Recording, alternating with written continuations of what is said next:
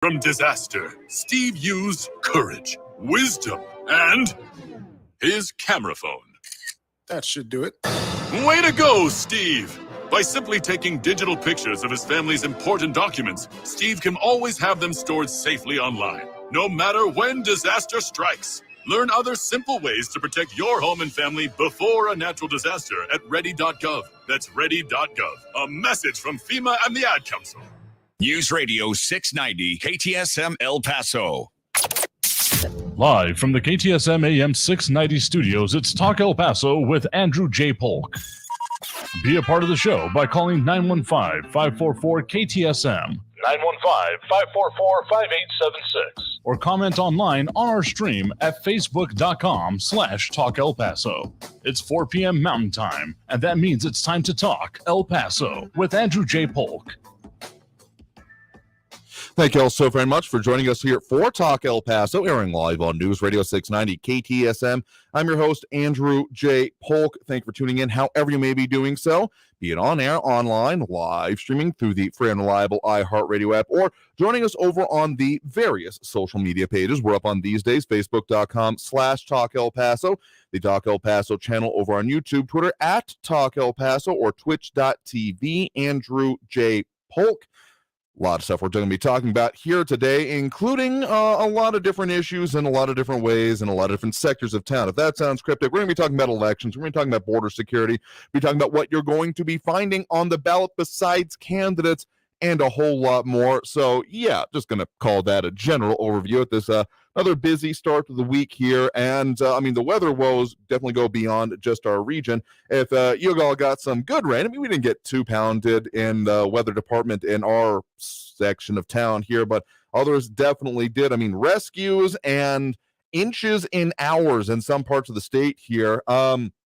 Mondo Mangada saying, what border security? Not sure if you're asking what topic I'm talking about, or if you're talking about the existence of the idea in general. Feel free to clarify that for you if you want to. And Steve Ivy, good afternoon to y'all as well out there. I hope the rain treated you well, particularly in your sector of the very important local growing industry. If you don't get the good rain, I know it's a problem. You got irrigation here, but too much rain.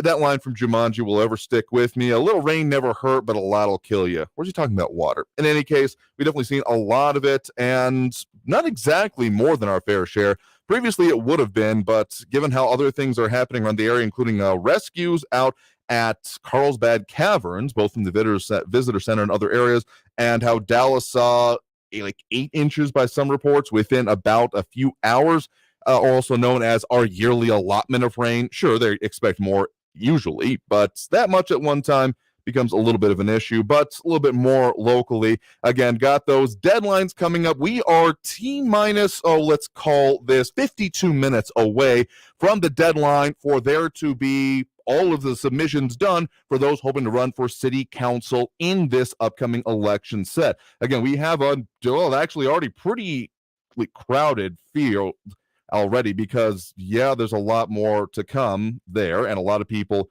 focused on it. But the El Paso City Elections Department listing some of it there. Of course, you can't quite find that over at EB County Votes, because that's the city municipal clerk side of things. And let's just see. Let me do a count here. 1, 2, 3, 4, 5, 6, 7, 8, 9, 10, 11, 12, 13, 14, 15, 16, 17 candidates already on the ballot for the 4 city council districts. Not totally evenly distributed, but pretty evenly distributed, actually, now that I think about it.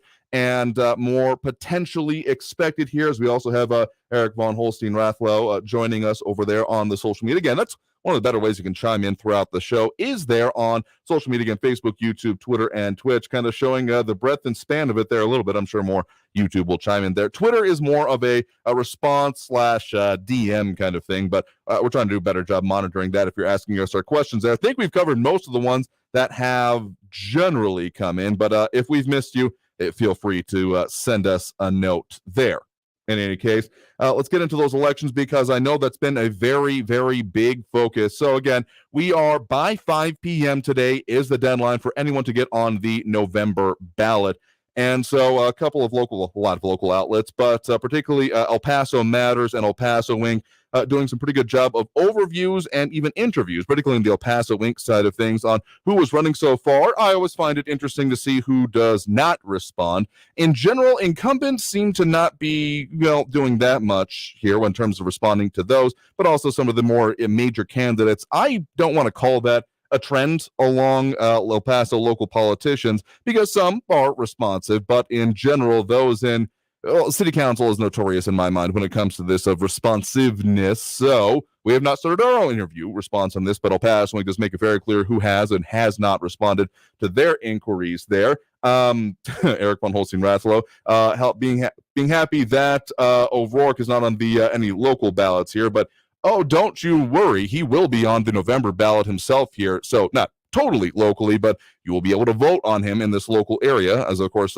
more coming up for those races, the statewide ones. Yeah, we'll be focusing more on those as we get a little bit closer. And even some of the more statewide ones, or at least states area ones, districts, the word I'm trying to say, or saying badly in any case, because we've got those congressional districts, this being the first election. After that, of course, beginning of the decade redistricting process. So we'll be getting into those here a bit as those races get a little bit closer and more tightly contested. The money is kind of the best way we've been keeping track of those so far. But okay, let's just name some of the names again. This according to the City of El Paso elections, the municipal clerk, city clerk rather, elections department here on who was actually filed so far. Of course, for District 1, the incumbent there, Peter Swarzbein, has termed out. So we have some maybe familiar names, depending on who you ask and what you're familiar with, as well as some that have appeared on this show previously, not exactly in this capacity, but you could see it from there.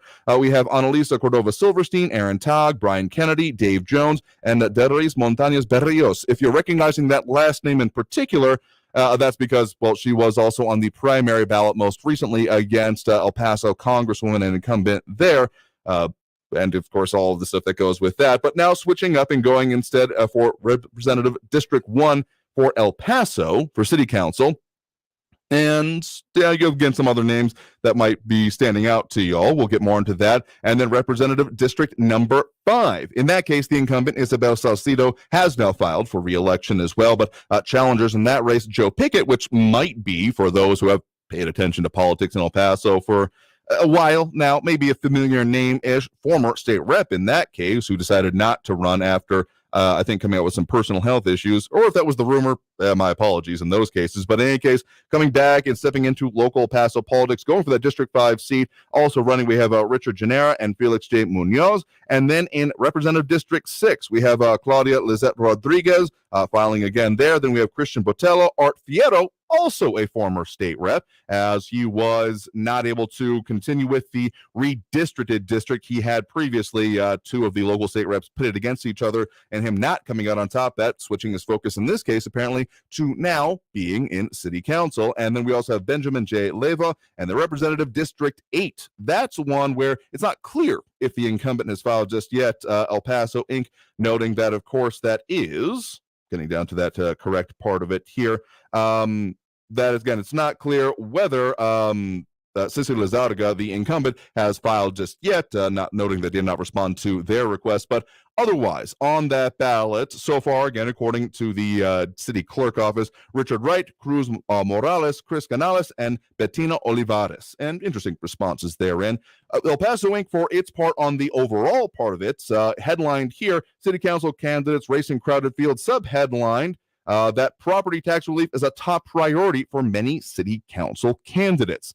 Now, the reason I bring that up is because, sure, we talk a lot about taxes impact. I'm not generally finding a lot of people being like, yay, taxes, but people, I guess maybe the other position would be if the taxes are being using well, wouldn't have much of an issue. But I'm going to say on the balance, just in the very incredibly anecdotal survey from our audience here, those are putting out their comments, responding anyway, very concerned about taxes, the way they're moving, and even with some technically downward movement from organizations such as the city, and we'll see what the county comes out with, even though I think even if the county of El Paso for its own budget ends up doing a either hold the line stance as they did last year or even downward movement in actual real dollars terms, I'm not going to hold my breath on that one, but even if they did, they're probably not going to get that much credit for it, given what may be happening with that other potential maybe ballot issue, but for the moment, the trajectory it's on is for the University Medical Center. Yes, I'm referencing that one, going to be towards a vote just by the body, which is what I kind of expect, even with all of the many petitions and such and other issues we have been talking about. I think that they might kick it to voters, if only as let's just call it a CYA maneuver there, figure out the acronym for yourself. But in any case, not currently expected to be on the ballot here, so I don't know if they'll get too much credit depending on how that vote goes. In any case, the city council having actually now pushing forward with coming up as I believe of this week, some of the hearings on the actual setting of the budget and the tax rates therein.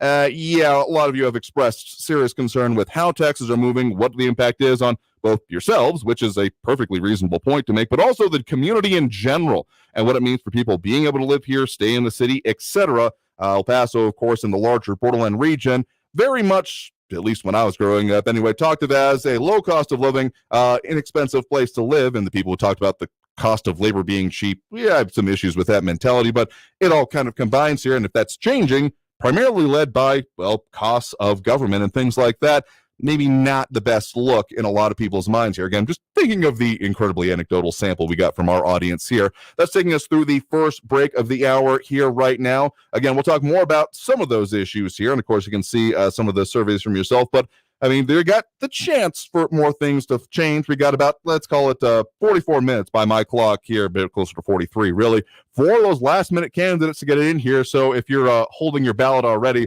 and you don't have the car or already in it, you better call that Uber already if you're hoping to make it to the city clerk in order to file here. In any case, due for that first break of the hour, you are tuned into Talk El Paso, airing here live on News Radio 690 KTSM. I'm your host, Andrew J. Polk, coming out of this break, talking more about, some of those elections issues, because it's not just candidates on the ballot. Yes, most of the petitions have been moved off, but you got more money that we'll be talking about, so stay tuned for Talk El Paso after this break here on News Radio 690 KTSM. Stay tuned.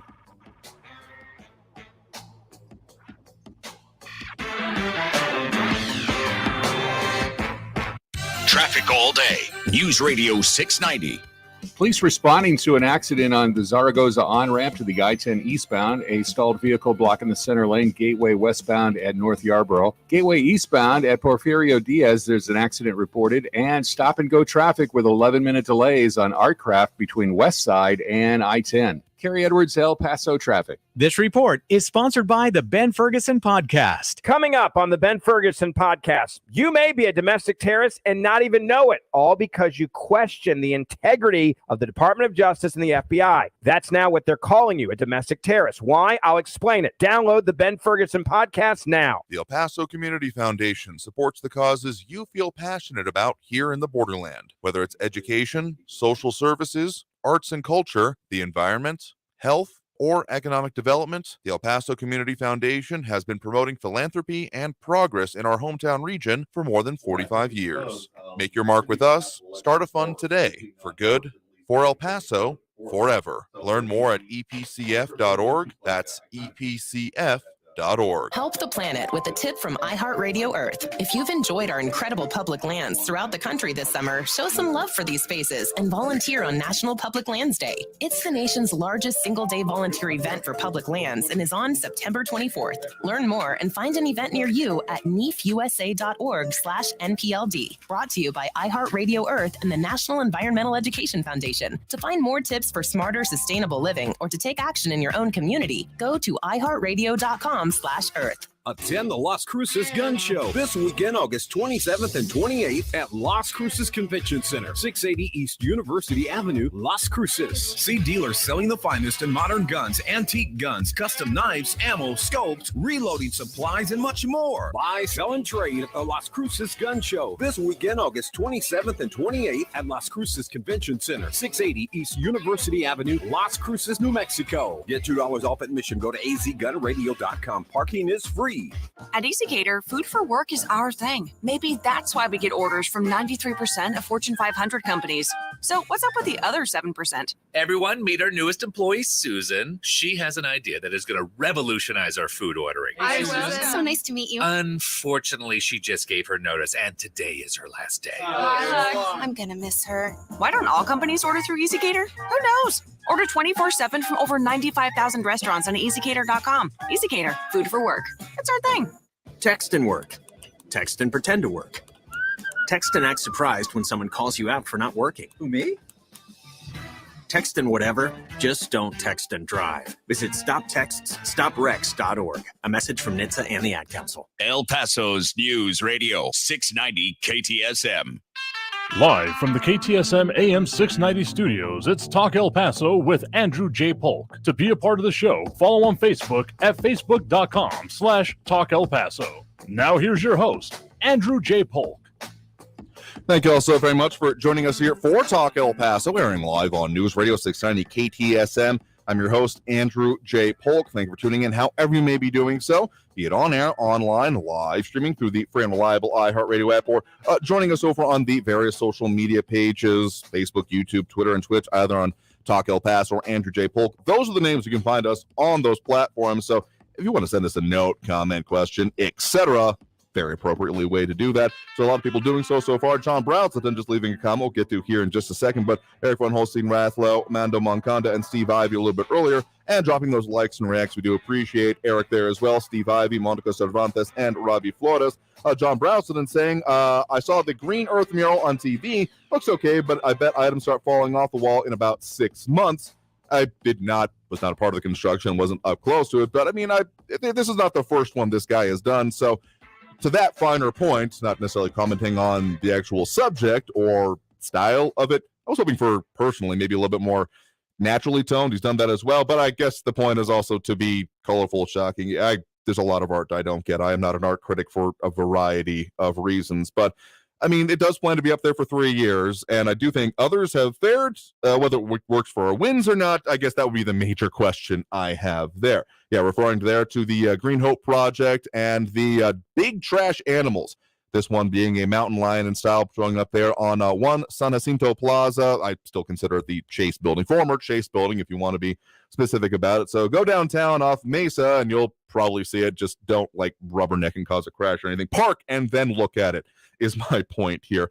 So that's one issue coming in and one comment coming in, so you can leave yours as well. One comment coming in during the break as well had a very clarifying question that is probably pretty important out there, because question came in about what about party affiliations for all of those candidates that I just mentioned, the umpteen candidates that are running for city council. As of now, they still got a better part of half an hour if they're running to get their files in with the city clerk's office. I'm not saying that that would be a good thing, but I'm just saying, given the way El Paso and the Borderland region in general is very last minute, I'm not going to be surprised if that happens, even if I may have some, not necessarily stereotyping, but let's just call it thoughts involved with someone that waits until the last minute to actually file there. In any case, the reason I did not mention party affiliations, I mean, I did mention it where it kind of appropriate, or at least from past experience, but this is something that I guess could be lost as a finer point. City council elections and city elections in general are nonpartisan, meaning that there is no avowed RD, L, Q, green, whatever in between that is able to be advertised along part of it. Now, a finer point to be made within that is that just because they are not avowed running or able to state that they are the so-and-so candidate or the so-and-so candidate representing a party does not mean that a party apparatus cannot be used in favor of it. So the real, I guess, long thing I'm saying here is that it may be more obvious or not what side is supporting a candidate or not. I'm going to kind of have to leave that up to y'all's determination there, and we will, as we get closer to it. Pretty much we've been waiting for this. We'll get into more on these candidates and get into those sets of interviews because, geez, by my reckoning, we'll have maybe just enough time ahead of the election to get some of these interviews in. So we'll be doing our own process here as once we have the poll ballot now set coming out of this. It's going to be quite the process, I have no doubt, and probably take up a good part of our fall here, even though we're not technically in fall yet. I've never been good on the calendar that way. In any case, no, they are not strictly partisan, but you may be able to infer certain things about donations and our apparatuses.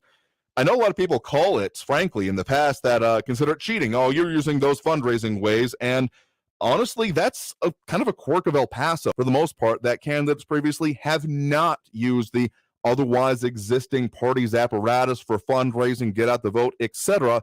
most other places I've been, lived, visited, talked with voters in, it kind of happens that way. So I would not be surprised if we see maybe even more of a shift towards that this season. But of course, y'all are entitled to your opinion on it. But I'm just going to say, don't be surprised if it happens, because it probably will. I did, of course, mention that there were some other things that are going to be on the ballot. We did mention them very, very briefly last week, but, well, El Paso Matters, just going to read the headline here for you. The week ahead, voters to decide on city's $273 million bond propositions. We talked about this briefly here, but feels just ever so apropos to mention it in this context. Besides the city council candidates, you are going to be looking at that Proposition A, $246.48 million for street improvements, including new sidewalks, streetscapes, traffic controls, and planning, including, and then Proposition B and C, kind of dropping by an order of magnitude, pretty close in each step down. Proposition B, $20.8 million for parks and recreation facilities, and Proposition C, $5.2 million for renewable energy and resource use efficiency improvements and planning. According to the reporting from El Paso Matters over there, that will also be on your local ballot for those of you within the city of El Paso. Of course, pretty much all of the positions we've mentioned so far within the city of El Paso. So if you're outside, don't worry. I'm sure you'll have plenty to vote on, but not these ones in particular. And yeah, so that's going to be, even with all the other ballots, propositions, etc. we've been talking about, we're looking at hundreds of millions more dollars coming up in November here. So that's why we'll keep that focus on elections going ever so slightly as we head closer to it, and even as we get Mondo Mancanda asking, please repave Delta Drive. That is, I will say this, particularly with El Paso Links reporting on this, saying that there are a number of different prospective office holders saying that, mentioning at least one, I can't find it immediately here, mentioning Schuster specifically and different areas, oversight boards. Okay, Dave Jones running for the district, City Council District 1 is at least the one I found immediately here, mentioning Schuster specifically, as well as the other areas of town. So I'm sure streets will come up, given at the very least how much we talk about it on this show here. EFR over on the YouTube asking, how do we find out what party they are associated with? Just because they don't declare their party affiliation doesn't mean they won't support their party's agenda, i.e. Democrat. You're absolutely correct here. So the simple answer is, yeah, get your Google going, because there's no real way to do this. Well, okay, let me rephrase that slightly. There are ways to figure it out, but nothing where they will necessarily be totally declared, because, again, they can't declare for this election, but certain habits and certain previous ways they've run before. Again, the one, not necessarily to pick on any of these candidates, but just based on personal knowledge and, well, previous appearance on this program. Again, one of the District 1 candidates here, Dolores Montañez Berrios, you may also recall her, DMB, appearing on this program, again, and talking about her candidacy during the primary for her running against, again, incumbent state U.S. representative, rather, Veronica Escobar, defeated in that race particularly, but, well, given that this is coming back up, so whether you cannot assume certain things that way, yeah, that's kind of more your prerogative than matter of rote and matter of record is what it really comes down to, but that's why I kind of said, we'll do the interviews, talk with them about the issues that are important to them, and y'all can make your own inferences, or interference in that case either. So there will be, I guess it'll kind of become apparent, and that's why once we are announcing these interviews, we still won't really be able to take them live on the air, your calls anyway, but if y'all have questions, once we start getting into it, make sure to let us know about them, what you want to know from your city council candidates, particularly once we start announcing our schedule of interviews that way. So essentially, stay tuned is the short answer here. We went on a bit longer than I expected to on some peculiarities and specifics of our elections and what's coming up here. So already due for that next break right now, half hour away from the end of the registration period for those city council candidates, but of course a lot more issues affecting us here in the region, including more dismissals expected of local cases from the El Paso public defender, and what that means, kind of as was expected and called for in some of our interviews last week, but we'll get even further into it here, including some of the actual numbers and firm numbers from last week so far in that process, as well as, yes, we got to mention some of those border security and also those weather impacts we have been seeing. So stay tuned, more Talk El Paso coming up after this latest break. Again, if you want to get on your comments on anyway. Facebook, YouTube, Twitter, and Twitch, best way to do that at the moment. Otherwise, we open up those phone lines here just a little bit later. In any case, stay tuned. More Talk El Paso after this break here on News Radio 690 KTSM. Back in a minute. Don't go anywhere.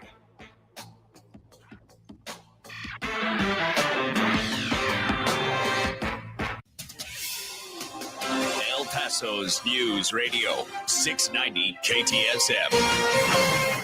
Hello, I'm Erica Castillo with this KFOX 14 news update of interesting tidbits. Carlsbad Caverns National Park reopened today. The park had closed after flooding Saturday. A total of 150 tourists were evacuated after being stranded by rising water at the park, according to the Associated Press. Park officials told people at the visitor centers to wait there for hours because of flash flooding. Authorities said several rivers and streams in New Mexico have nearly reached historic flood levels not seen since the 60s due to recent heavy rainfall. Visitors were able to make self-guided tour reservations. And the city of El Paso held its first women-led rugby exhibition match Saturday. The match was between the El Paso Jackalopes and the Boston River Rats. The event was co-hosted by El Paso Parks and Rec and El Paso Rugby, El Paso's first women-led rugby club. And a school district in California has reportedly lifted its mask mandate after a video spread of police responding to a school and sending a 4-year-old boy home for not wearing a mask. I'm Erica Castillo with this KFOX 14 news update. News Radio 690. Traffic all day. Watch for a crash on the Zaragoza on-ramp to the I-10 eastbound. Police are responding to a crash Gateway Boulevard westbound at the Loma Land on-ramp. Wrestler Drive is slow in both directions, north and southbound. North Mesa to Red with 7-minute delays. And eastbound Artcraft still slow with 11-minute delays from West Side Drive to the 10. Carrie Edwards, El Paso traffic. From the Fort Warren Weather Center, I'm CBS 4 meteorologist Kira Miner. We'll start the week off under mostly cloudy skies with a bit more sunshine as we go through the day, with scattered showers and storms containing brief heavy rain. Expect warm and humid conditions this afternoon as temperatures return to the middle 80s. For a full look at your forecast, head on over to our website at cbs4local.com. This report is sponsored by Discover. We could talk about how complicated other banks make it to redeem credit card rewards. Or we could talk about how with Discover, you can redeem your rewards for cash in any amount at any time. Talk about amazing. Learn more at discover.com/redeem rewards. Terms apply. Hey, El Paso, Ivan Ochoa, General Manager of Sunland Park Chrysler Dodge Jeep Ram Fiat. Once again, we were El Paso's #1 dealer in new Chrysler Dodge Jeep and Ram sales in July. Thank you, El Paso and surrounding areas. How did you do that again? We have the best inventory and the best prices in town with exceptional trade-in values. You heard the boss. Get big savings on every new and certified pre-owned vehicle in our huge inventory. Save thousands in interest with 0% APR for 72 months on new 2022 Dodge Chargers and Challengers. Plus, huge savings and super low 2.9% APR for 72 months on 2022 Ram trucks. All military personnel and all first responders receive an additional discount. Thank you for your service. Trade and upgrade for less during the Make This a Summer event at Sunland Park Chrysler, Dodge, Jeep, Ram, Fiat. Where buying a car is fun at I-10 and Sunland Park Drive or online at sunlandparkdodge.com. Estamos en tu esquina El Paso strong. Includes factory rebate and dealer discount plus TTNL. 0 APR is $13.89 and 2.9% APR is $15.15 per thousand finance on select vehicles with approved credit. Offers not combined. Talk El Paso, bringing you the biggest stories from the Borderland and beyond, 4 to 6 p.m. every weekday, brought to you in part by Sergio Lewis Body Shop. Call the pros at 915-593-0191. That's Talk El Paso, Monday through Friday at 4, right here on News Radio 690 KTSM. While many, if not all of us, know about the Gettysburg Address, most of us don't know about the Cooper Union Address, the speech that made Abraham Lincoln president. Be sure to listen to this week's edition of Our American Stories on the iHeartRadio app, on Apple Podcasts, or wherever you get your podcasts. This report is sponsored by the Our American Stories podcast. I adopted Bento in 2010 from a shelter. A lot of people know him as Keyboard Cat.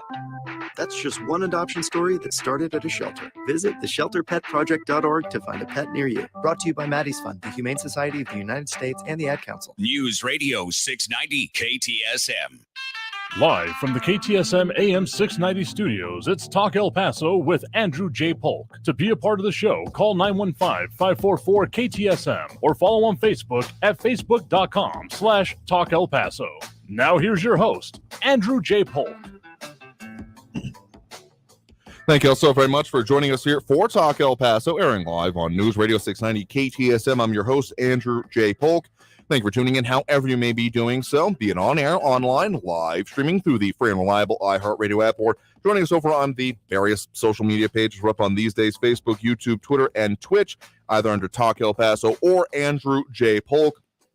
A lot of issues we're getting to here, and of course a lot of ways people can chime in on them as well if you so choose to on those, again, pages. And we'll open up those phone lines here a little bit later this segment as we usually do, so get your phone fingers ready if you're ready for that.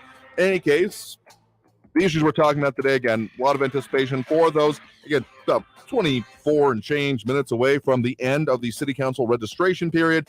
No, I don't think we'll get real-time updates here as much as I'd love to, but yeah, again, if we're thinking about it, had a strong inclination towards, you better be on the road already to make sure you get that submitted. And of course, we'll be talking more about those races as we get closer to it. I mean, there's a lot of issues going on and a lot of ways people are talking about it. I guess just from the response we've had from the audience here, we're going to be talking about taxes and roadways, probably in measure, as well as, city bonds. But I don't think that's been even as much of the focus here.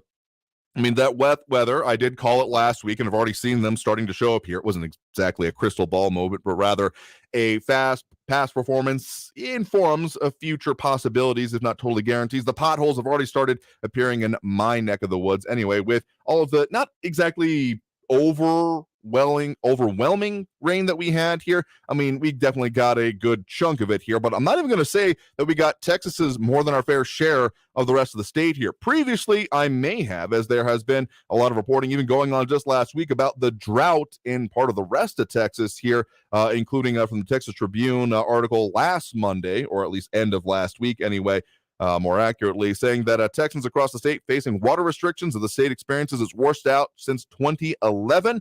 And it was actually noted there as part of it. The second paragraph there, almost the entire state of Texas is experiencing a severe level of drought, and only a few corners of the state, such as El Paso, are not abnormally dry, quote unquote, amid this year's particularly hot summer, ending quote on that here. I mean, really, we have been getting a decent amount, and I think the rest of Texas has been a little bit jealous, but whoever was praying for rain over there may have done it just a little bit too hard because, again, Dallas, I mean, the Trinity River there was at flood stage and has been, Texas Tribune calling that 13 inches of rain. I was slightly mistaken earlier. I guess I heard some earlier estimates. 13 inches of rain hitting some parts of Dallas, Fort Worth, within a just span of less than a day even. So again, just to put it in perspective, our yearly allotment hitting them all at once, and you may think, oh good, their drought is over. Yeah, unfortunately not. The ground can only absorb so much at a time. Reasonable rain and getting rid of a drought is more of kind of a rain over time thing and not an all at once. In this case, the J.G. Wentworth idea of it's my rain and I want it now, that methodology does not apply when it comes to precipitation here. So they're having serious flooding and issues, calling this a 1,000-year flood or 1 in a 1,000-year flood. And yeah, so if you got anyone out there, check on your loved ones because they may be having a bad go of it right now with more thunderstorms expected there. And this is, I guess, kind of getting into hurricane season there. For our part, and a little bit closer to home, of course, Carlsbad Caverns, as you heard in the news update there, had to shut down and have about 150 people stranded there. Don't know if anyone was actually trapped in the caverns, but of course, there is water down there, and it's not impossible, to my understanding, at least some of the times I've asked about such things when I've visited there. They do have kind of emergency spots to direct people towards if there is serious flooding. So not sure if anyone got hurt as part of it. Haven't heard of that in any case here, but it's definitely been affecting our region and beyond. And my specific prayer for all of this rain to go and just sit over Elephant Butte for a couple of days doesn't seem to have been totally fulfilled just yet, but who knows, I might win the lottery one day as well. So that's just some of the weather issues we're having in our area, and not sure if this is totally related, but of course, when it comes to those border security, immigration issues, we're even seeing more of that. We're kind of still in the season outside of whatever the rain is for there to be a lot of issues involving, border crossings and even those trying to cross canals here. Because really, it's not really the crossing of the Rio Grande that's most of an issue, even with the water being released. The Rio Grande doesn't exactly run hot and heavy in a lot of places, but the canals where the major water flow is diverted to definitely can be. Among other things, there's no restriction on how deep it can be there. The width certainly is, but the more water, the deeper it gets, and it may look deceptively deep for those who are not familiar with it. So at least one issue coming on today, a man was rescued from the El Paso Canal after a miner was also unresponsive after being pulled out of the water, pulled out primarily from the Mexican authorities on their side of it here. So this keeps happening. No official time or actually the amount that we've seen so far, but this, of course, isn't even the first incident we've seen so far this year. One other thing I wanted to point out, that there's even more issues going on, or at least decrying happening in other parts of the country, particularly DC, but specifically New York City as well, on the continuation of Governor Greg Abbott's busing campaign for those that were agreeing to get bused to other parts of the country to then be dealt with there after crossing the border illegally. So that issue continues on. By last estimate, I want to say I heard about 23 to maybe 2,800 that have been bused so far over that way, and calls still calling for that to stop, political implications. But I have to admit a little bit of, again, that continued schadenfreude that, no, I don't necessarily like seeing humans being used as political instruments, but also the fact that, yeah, that's like a Tuesday here. So, schadenfreude definitely applies. RJ commenting over on the social media, YouTube specifically saying, Will Sissy, referring there to Sissy Lazarga, I assume, file and run by 5 p.m. A calculation for suspense and excitement. Place your bets. Well, she's got the better part of, just under 20 minutes now for her to attempt to do so. So as much as the idea of betting on politics just hits me at my core, and I'm sure someone does it, but if I ever see it added to a sports book, I'm going to feel definitely a way about it. I don't think anyone exactly is in this case, but you're welcome to do your own side bets. Let me know how it works out for you. But yeah, we are, of course, on the cusp of those and waiting for a little bit more information coming out, because if that doesn't happen, we will have those again, 15, 16 earlier, and, well, as long as some of those other potential ballot issues, but most of those have now been pushed until May of next year. So we do, of course, have some of those other dates to keep in mind outside of that whole 19 minutes away, 17, closer maybe now, minutes away from now. We do have that the last day to register to vote will be Tuesday, October 11th. Fact of that matter is, just sent out my renewed voter registration for that change of address I'm going through here. And then the first day of early voting will be coming up Monday, October 24th.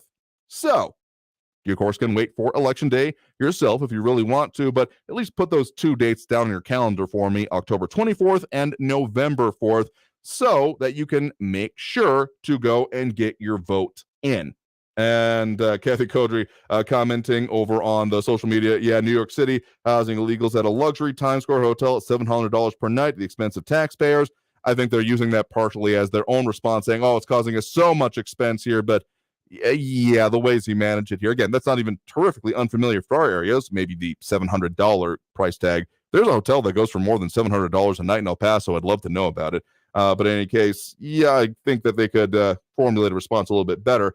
RJ saying, stay away from Vegas books. They do take bets on elections. Oy vey. That hits me in a way that it's hard to describe. Is just like, oh God, are we really doing that? But, I don't go to Vegas that often anyway. I'll just have to stay even further away from that, as we also have Ida Beza-Gardner chiming in over on our social media. Good afternoon to you as well here. So as we're waiting for the final on that, I'm just going to call it. I expect maybe one last-minute candidate to squeeze onto the voting rolls there.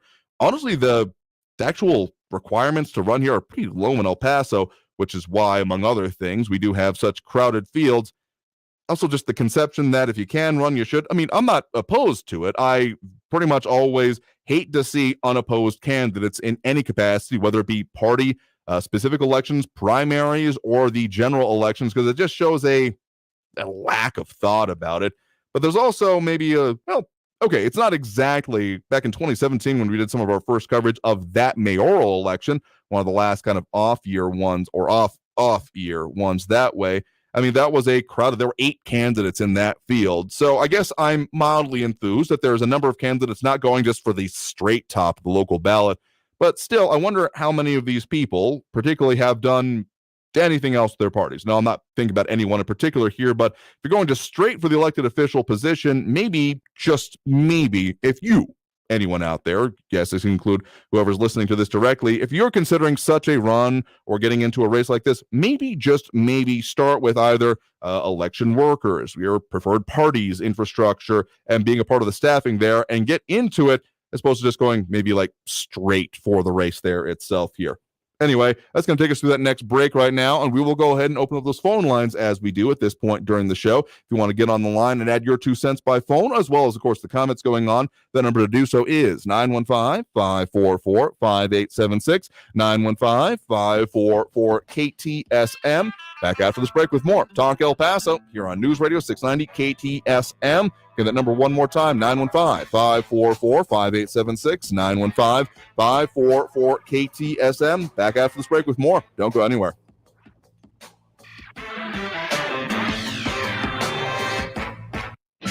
Traffic all day. News Radio 690. Police and medical are responding to an injury accident Gateway East at Americas Avenue. Heavy congestion there. Gateway Boulevard westbound at Lomaland, an accident reported. An earlier crash reported Gateway eastbound at Franklin Avenue, and stop-and-go traffic remains on Artcraft from west side to the I-10 with 7-minute delays. Kerry Edwards, El Paso traffic. This report is sponsored by Staples Stores. Staples has everything you need for school at prices that won't hold you back. Right now, 1-inch binders are only $1.99 each. Plus, select backpacks are 50% off in-store only. Offer ends 8/27. Limit 30 on binders. Don't send your kids back to school. Send them forward at Staples. Maybe you've had to put off a health appointment or two during the COVID-19 pandemic. But if you're 45 or older, there's one test you shouldn't put off any longer. Regular screening for colorectal cancer. Colorectal cancer is a leading cancer killer, but it can be prevented with regular screening starting at 45. There are more screening options than ever before, including at-home tests. It takes guts to put your health first. Ask your doctor about your options today. Visit cdc.gov/screening4life for more information. A construction site is a noisy place where things can be misinterpreted. We need to redo the drywall. It can sound a lot like, rewire the hole? They're firing, Paul. Wait, what did I do? Or even, Install a waterfall. whose dumb idea was this? Be on the same page at every stage with Autodesk, from the designers to the field crew to the owner of the finished building. Autodesk Construction Cloud gives everyone clarity. Now, how about that drywall? Attend the Las Cruces Gun Show this weekend, August 27th and 28th at Las Cruces Convention Center, 680 East University Avenue, Las Cruces. See dealers selling the finest in modern guns, antique guns, custom knives, ammo, scopes, reloading supplies, and much more. Buy, sell, and trade at the Las Cruces Gun Show this weekend, August 27th and 28th at Las Cruces Convention Center, 680 East University Avenue, Las Cruces, New Mexico. Get $2 off admission. Go to azgunradio.com. Parking is free. The El Paso Community Foundation supports the causes you feel passionate about here in the Borderland, whether it's education, social services, arts and culture, the environment, health, or economic development. The El Paso Community Foundation has been promoting philanthropy and progress in our hometown region for more than 45 years. Make your mark with us. Start a fund today for good, for El Paso, forever. Learn more at epcf.org. That's epcf.org. The Inflation Reduction Act was signed into law. The problem, though, it won't actually do anything to reduce inflation. I'm Mark Moss, helping you navigate the decentralized revolution. Listen to The Mark Moss Show on the iHeartRadio app, on Apple Podcasts, or wherever you get your podcasts. M1EP.com. Superior multifamily property management services citywide. News Radio 690 KTSM El Paso. Live from the KTSM AM 690 studios, it's Talk El Paso with Andrew J. Polk. To be a part of the show, call 915-544-KTSM or follow on Facebook at facebook.com/Talk El Paso. Now here's your host, Andrew J. Polk. Thank you all so very much for joining us here for Talk El Paso, airing live on News Radio 690 KTSM. I'm your host, Andrew J. Polk. Thank you for tuning in however you may be doing so, be it on air, online, live streaming through the free and reliable iHeartRadio app or over on the various social media pages. We're getting a lot of people chiming in there over on the Facebook, YouTube, Twitter, and yes, even the Twitch stream. We want to add your 2 cents there. Of course, look for us either under Talk El Paso or Andrew J. Polk. A lot of people chiming in there. RJ, Ida Beza Gardner, Kathy Codry, Mondo Mancanda, EFR, John Brazelton, Eric Von Holstein Rathlow, and Steve Ivy a little bit earlier, as well as dropping those likes and reacts. We do appreciate Ida Beza Gardner, Flaco Jimenez, Eric Von Holstein Rathlow, Steve Ivy, Monica Cervantes and Robbie Flores. Just helps with all of those algorithmic things. Makes it so more people can find out and be able to tune and add their own 2 cents to our local discussion here, focusing on, as much as we can, the things affecting us here in the Borderland. A lot of talk about elections here because we have that deadline coming up here. Again, I'm not taking bets, but if you feel the need to, just don't tell me about it. I'm not sure. I feel a way about people taking bets on elections, but can you just imagine if there were to be something like the 1919 White Sox, the black box scandal, but happening in elections instead, someone throwing it in order to make the bet money? Not that we need any more implications on the integrity of our election, but I unfortunately can't imagine it for almost exactly that reason. Anyway, get into those phone lines now, because you can, of course, chime in that way as well as now during this point during the program. That number to call is 915-544-5876, 915-544-KTSM. Do have a call on the line here right now. We are joined now by Frankie in Mesilla. Frankie, thanks for joining us. All right, happy Monday to everybody. Mm-hmm. Over the weekend, it came to my attention that you Texans out there are off and running again off the deep end. First off, you did this abortion nonsense. Now, from what I understand, you Texans out there are forcing religion on impressionable minds under some Senate bill to where if somebody donates in God we trust thing, you got to stick it in the school. There's something wrong with that. We're supposed to be separation of church and state. And sticking stuff into public school, there is something seriously wrong with that. That's my particular point I want to start off with today. Yeah, I'm aware of what you're talking about there. For anyone unfamiliar, yeah, it has been put forth that must have donated "In God We Trust" displays in schools here. It was passed last year. That does say elementary and secondary schools must, quote, display in a conspicuous place in each building of the school or institution a durable poster or frame copy of the United States national motto, end quote, if, again, donated to the district or given to it in any way here. So as long as it's not public funds being spent on it, it's requiring it to be essentially received and displayed here. It will be interesting. It was co-authored by Rep. Tom Oliverson, out of Houston, I do believe, or at least talked with KHOU about it. I don't think there's been much response to that yet, but it has been. I've seen it coming up more recently, I'll say that. Well, it's going to happen. You know, it guaranteed it's going to go all the way to the Supreme Court, interference, First Amendment, I don't know what you want to call it. But I didn't know "In God We Trust" or whatever it was. I thought it was "E pluribus unum," right? That was our motto. That was our national motto, not the "In God We Trust" thing. But anyway, this should be posed kind of interesting, see how this all flares out at the end, Andrew. So what do you think of them apples? I mean, yeah, I would kind of fully expect something like that to end up in the Supreme Court. Whether or not this concurrent session or current makeup of the Supreme Court would end up that way would be interesting. But of course, I mean, you can pick a number of them. Of course, there is "E pluribus unum" or "Novus Ordo Seclorum," or some of the other ones that appear on the Great Seal of the United States here.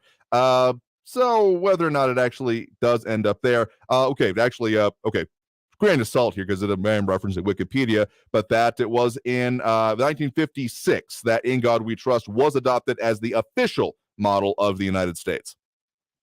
I didn't know that. Well, that's why I like to call in, because you're so smart. That's why.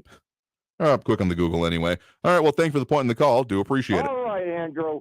All right, we'll see you. You have a good one there here. I mean, donating things to school districts, I just remember growing up thinking that, like, sure, you could donate things to a school district and they could decide themselves how it went about there. So I guess maybe that's a question to be asked about if they donate to a school district in general.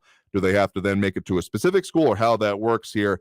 As many kind of laws like this that have more of a, maybe I'm not going to call it unsubstantive, but very clearly purpose behind it in mind that may not be the exactly stated one. I mean, I do think it is decently stated there, but clearly the idea of wanting to make sure this is displayed in schools.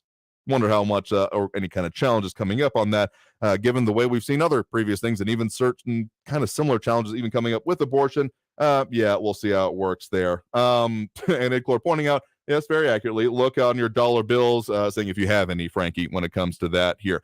So that's going to put us pretty close to that. I can tell you what, we'll squeeze in one more quick call here. Again, that number to call if you want to get on the line here. The number to do so is 915-544-5876, 544-KTSM.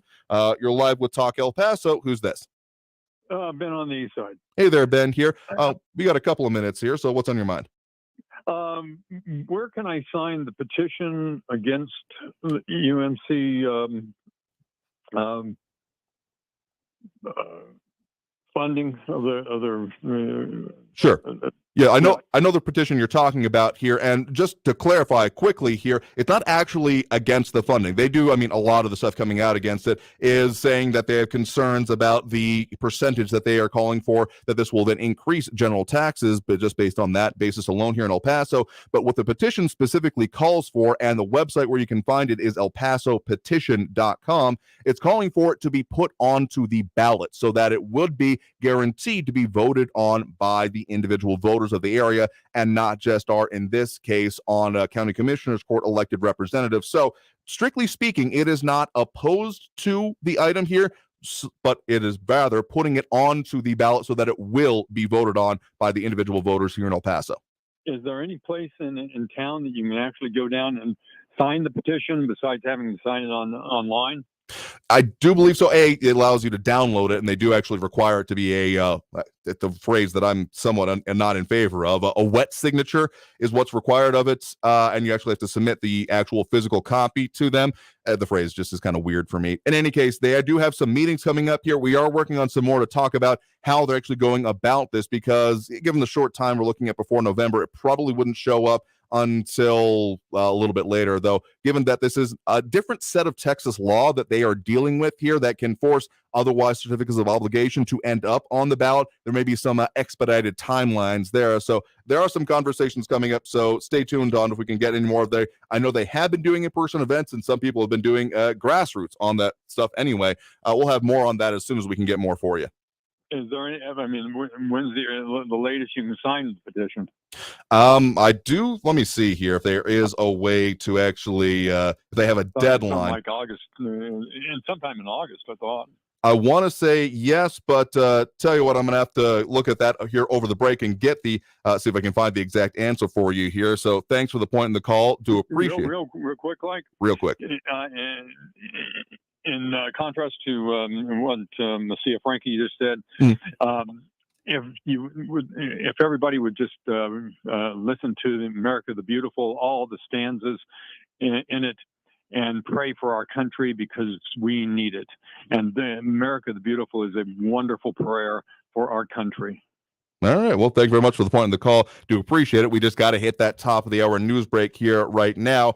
And a whole lot of interesting comments coming in on these points here. So tell you what, again, got to take that break right now. If you want to get on the line, that number to do so is 915-544-5876, 915-544-KTSM. Back after this break with more Talk El Paso here on News Radio 690 KTSM. If you're on the line, stay there. Again, if you want to call in, 915-544-5876. Back after the break with more. Stay tuned.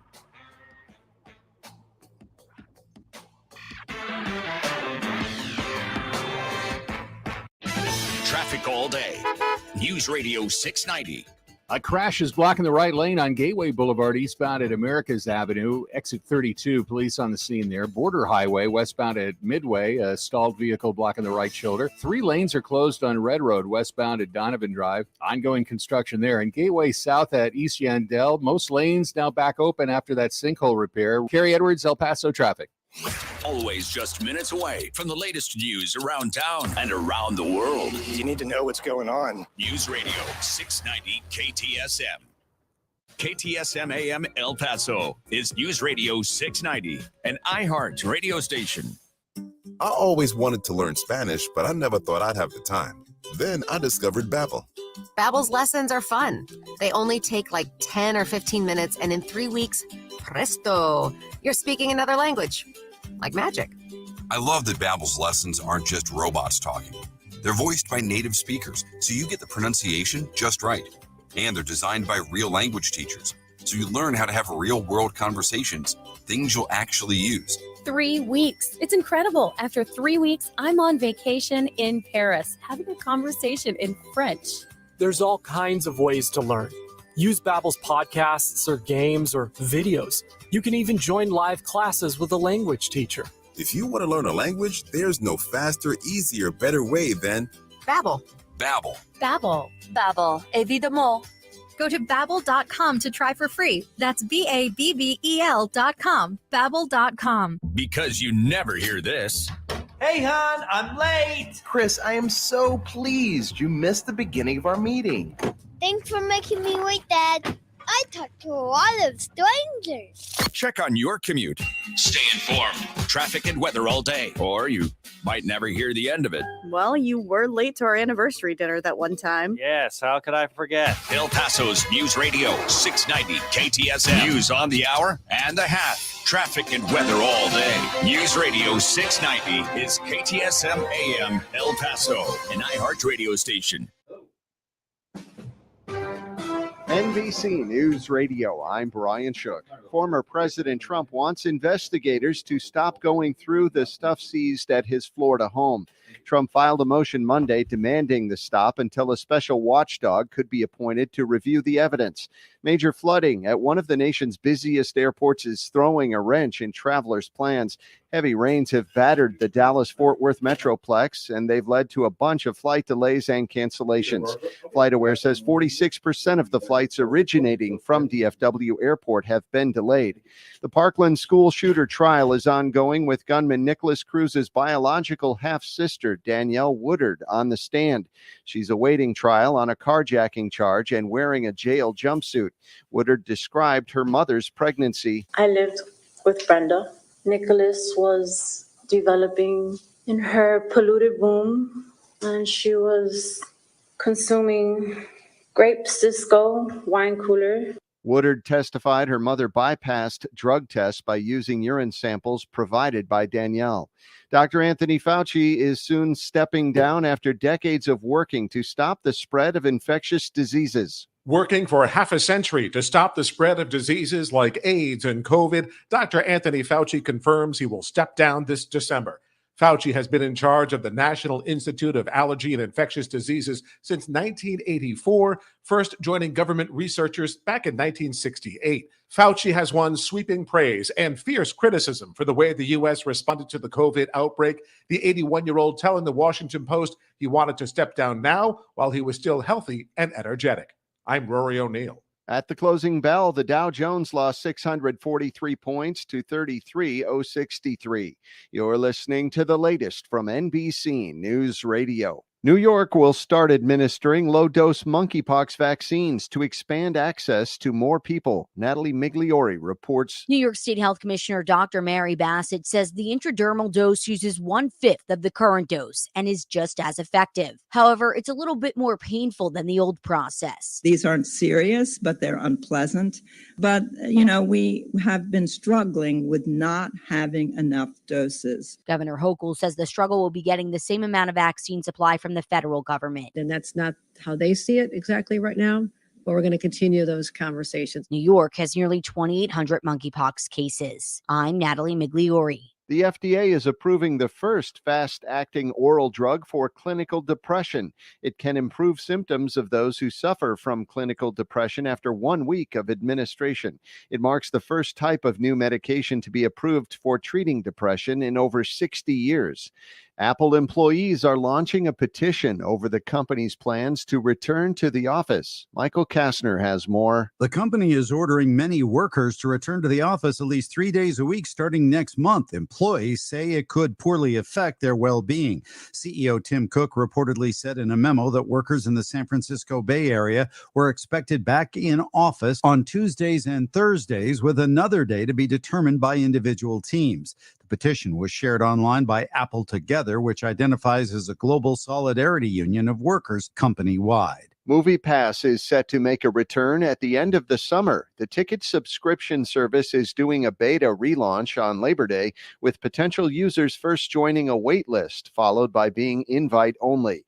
Subscriptions will range from $10 to $30 a month, with its website saying the service will feature all major theaters that accept credit cards in the U.S. Brian Shook, NBC News Radio.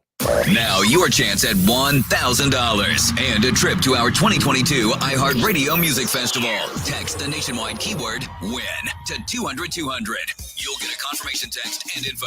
Standard data and message rates apply in this nationwide contest. That's WIN to 200-200. Keep listening for the next chance to win your way to our iHeartRadio Music Festival, September 23rd and 24th at T-Mobile Arena in Las Vegas. Tickets are on sale right now. AXS.com. Stream it free on the CW app and CWTV.com.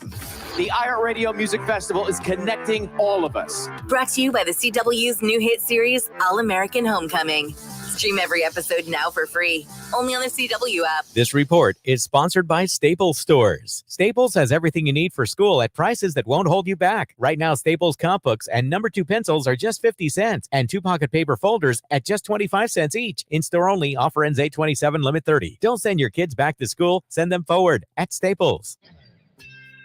Hi, I'm Scotty Clark from Scott Heating, Cooling, and Plumbing. Did you know that about 70% of the heat transfer in your average home is through the ceiling? What that means is no matter what type of air conditioning system you have, insulation will make your home more comfortable. Scott Heating, Cooling, and Plumbing has the ability to install closed cavity insulation, which can dramatically improve the performance of enclosed patios and converted garages. So call Scott Heating, Cooling, and Plumbing for a free estimate at 595-4529. A ranger station. I'd like to report a bear hug. Okay. I put out my campfire and Smokey Bear hugged me. So you drowned the fire, you stirred it, drowned it again, and felt that it was cold? Uh-huh. Yeah, but he's just letting you know you did good. Bear hug from Smokey Bear. Status update. I'm going to let you go now. There are many ways to start a fire, but one sure way to put it out. Learn how you can do your part at SmokeyBear.com. Sponsored by the U.S. Forest Service Ad Council and your state forester. El Paso's News Radio 690 KTSM.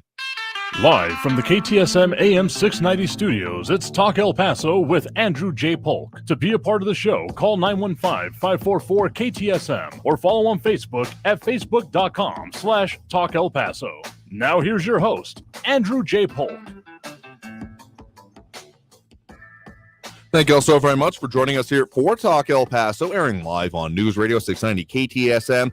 I'm your host, Andrew J. Polk. Thank you for tuning in, however you may be doing so, be it on air, online, live, streaming through the free and reliable iHeartRadio app, or joining us over on the various social media pages. We're up on these days, facebook.com/Talk El Paso, the Talk El Paso channel over on YouTube, Twitter at Talk El Paso, or twitch.tv, Andrew J. Polk. A lot of comments coming in here on many aspects of it. RJ, Kathy Codry, who else here? James Ratcliffe, Ted Kors, Ed Clore, EFR, Ida Beza Gardner, Mondo Moncanda, John Brazelton, Eric Von Holstein Rathlow, and Steve Ivey a little bit earlier.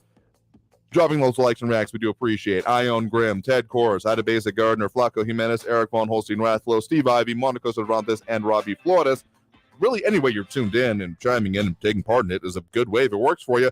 But, of course, we do have that phone line open now. That number to call is 915-544-5876, 544-KTSM.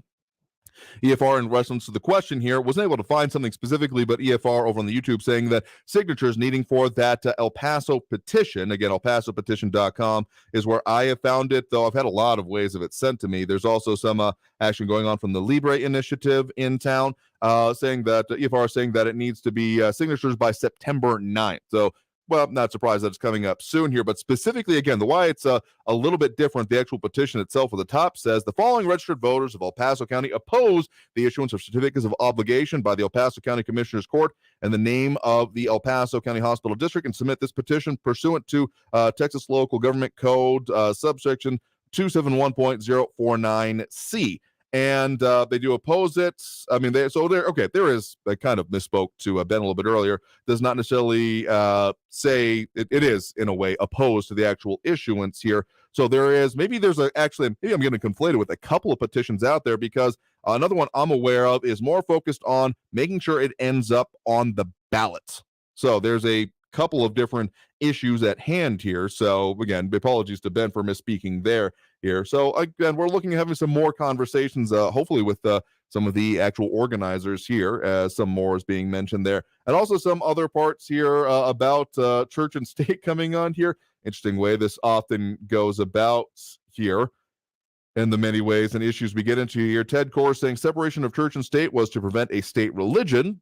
Definitely agree with this here, but RJ over on the YouTube taking major issue with the idea of it. Enough with the big lie, quote unquote, separation of church and state. There is no such statement in the Declaration or Constitution or a belief in it by our founders. I agree with you in part that no, separation of church and state is never explicitly stated that way, but referencing my handy dandy pocket Constitution here, the way I was, grow up and, well, really think of it, as is essentially related to the statement of the First Amendment that Congress will make no law respecting an establishment of religion or prohibiting the free exercise thereof, as much as we then get into the freedom of speech part. So I think that for a lot of people, the separation of church and state is essentially the more pithy way of saying that longer phrase, respecting an establishment or preventing the free exercise thereof here. So, again, I disagree with you on a finer point that it does not exist anywhere in concept, even if I will agree that it is not explicitly stated as such here. Because, if you want to talk about the concepts going into the Founding Fathers' conceptions here, the English Civil War definitely ranked pretty highly, because as much as that was about governance, who should rule Parliament versus royalists, those kind of things that were incredibly a part of the previous centuries in Europe and that they were hoping to move away from, of the old world, so to speak. It was also very much involved with what the exercise of religion was. Protestant versus Catholic was more than a little bit of the underpinning there. So that's why they were very much wanting to not have that be a factor, as much as there are currently, debates going on with that. I guess I don't take much issue with anyone free exercising their religion as long as it doesn't infringe on anyone else's, what it really comes down to for me here. Anyway, let's go back to those phone lines now. Again, that line, if you want to get onto it, is 915-544-5876, 544-KTSM. We do have Barbara on the west side here with us right now. Barbara, thanks for joining us. Thank you, Andrew, for taking my call. Mm-hmm. I wanted to talk a bit about Dr. Alex Berenson. Mm-hmm. I'm sure everybody knows, he was a strong and consistent critic of the COVID-19 procedures and the information that the government was dispersing to us. Mm-hmm. And I'm sure everybody knows that Twitter banned him last April. Mm-hmm. And he sued Twitter, and he just won his lawsuit against Twitter. And as part of the settlement with Twitter, they are required to hand over any communications, documents, emails, whatever, between Twitter and the White House. Mm-hmm. Well, in one of the emails, and he has disclosed that online and on the news, the President Biden's senior advisor on COVID-19 response team was communicating with some Twitter employees, and in that communication, in those emails, it turns out that the White House was pressuring Twitter and asking why was he still on their platform. And a few weeks after that, they banned him from Twitter. So he sued, and now he won. And so he is planning on suing the federal government and the president. And I was doing some research this weekend, and he has some very legitimate causes here. There are 19 tech individuals working at the Biden White House. Mm-hmm. From Google, from Zuckerberg, Gates, Amazon, and these are just a few: Lyft, Airbnb, Dropbox, Dell. And then I went to look at the Obama administration. And in the Obama administration, they had 45 employees from Facebook. They were Facebook employees before they went to the Obama administration. After the Obama administration, now they're back at Facebook or other tech companies. So this is very frightening. But we all knew that the Biden administration had some ties with tech because they get the message to tech. And this is an indication that they are actually saying who can be banned and who should be banned. And that affects all of us. So freedom of speech is being threatened. If the Biden administration can call and have people working in their departments and just make phone calls to whatever big tech company they want, and then start questioning, why is somebody on your platform? Why have they not been banned? We think that they're spreading disinformation. So they're arbitrarily telling these tech companies who should and who shouldn't be banned. And, the positions that these 19 people hold in the Biden administration are not insignificant positions.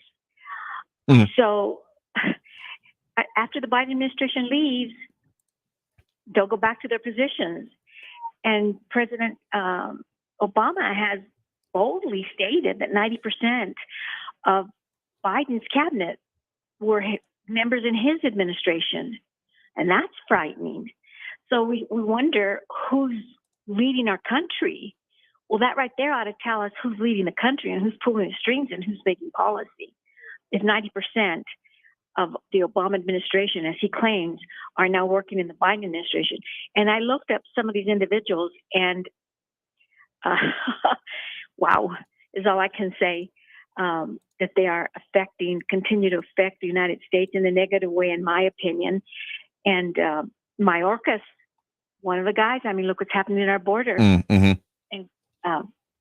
there's just a ton of people from the Obama administration that just are now in Biden's administration, and it's not helping our country, that's for sure. So again, El Paso, wake up. We need to go vote. We need to vote the president out, and anybody else that supports his agenda, including our congresswoman, because this is what's happening. They are now telling tech who to ban. So freedom of speech is, being threatened, and we're threatened like that every day. So just wanted to share that with your listeners today. Yeah, what it really reminds me of is a slightly more modern interpretation of what had been previously considered the revolving door, and of course it's still going on, the revolving door between usually representatives, but elected officials, members of high office, or even the administration of high office, etc., and then going to lobbying firms. But of course, it's just kind of the more modern twist of that, of the revolving door between similar things and then agencies. Well, sometimes you see it between the regulatory agencies and then going into the industry they were previously regulating, and back and forth here. In any case, whatever way it comes down to, it is concerning to a degree, because those that were previously, it's all about the perspective they have. Are they truly interested in regulating it, or are they interested in what they can get out of official office, policy, etc. around it? So I see it as a subset of that whole revolving door conversation that's been going on for ever since lobbyists and lobbying firms more specifically existed. So definitely a level there that I'll agree with you on here. But even more beyond that, again, it's not exactly the same thing, but it reminds me of when Kal Penn joined the Obama administration, as he was previously, of course, the writer and actor. People may recognize him from Harold and Kumar, and Harold and Kumar go to Guantanamo Bay, among others. So, there's a little bit of that back and forth that has always happened. But when you start getting into, this also ties into the conversation we've had for years now about, okay, not technically censorship because it's not being done by a state actor, but as we start talking about these interference and the connection between it, does it start reaching that level with what social media platforms are then doing when it comes to, if things were being applied equally always, I'm sure someone would have a gripe there, even in that case, but it's, in a certain way, it seems pretty obvious that it is not being applied equally and evenly across all cases. Well, significance, Andrew, is that President Trump had zero from the tech company in his administration. So that is a big teller which way they lean and what they want for our country. President Trump worked for the American people. These oligarchs, tech oligarchs at the White House are not working on our behalf. And it's evident by what they're doing. Yeah, again, I share a level of concern that we've talked about it, and why we're, among other things, on all the platforms that we are, in order to just best position ourselves and make sure that, y'all basically can get at us however you need to, because I know we've had some people say they have concerns about how they're able to get at us here. Again, our firm policy is not to ban anyone, or if we do, make it very clear as to why. It's only happened once so far, but the platforms we are on, as we are not in control of them, yeah, there are often issues that come up there. Well, one book that I've mentioned in the past, and I hope that your listening audience has taken a look at it or purchased it and read it, is History of the Future. And it's an insight into Zuckerberg's mind. And he's not a good character. So to me, that was a real revelation when I learned more about who Zuckerberg is and what he did. And that's what's called History of the Future. And it's coming to fruition. So anybody that wants to read that book would find it interesting. Very interesting point there. So thank you very much for the point in the call. Do appreciate it. Thank you, Andrew. All right, sure thing. Have a good one there. That's going to lead us through that next break right now. Coming out of this break, we'll get to more of the calls in the line. I know we got some lines open available now. That number to call is 915-544-5876. Again, 915-544-KTSM. If you're on the line, stay there. Also, a lot of comments coming in, including some back and forth. We'll get to that, much as we can squeeze in here. But all of that, again, after this break here on News Radio 690 KTSM. I am your host, Andrew J. Polk. Number one more time before we hit that break, 915-544-5876, 544-KTSM. Stay tuned for more Talk El Paso after this break here on News Radio 690 KTSM.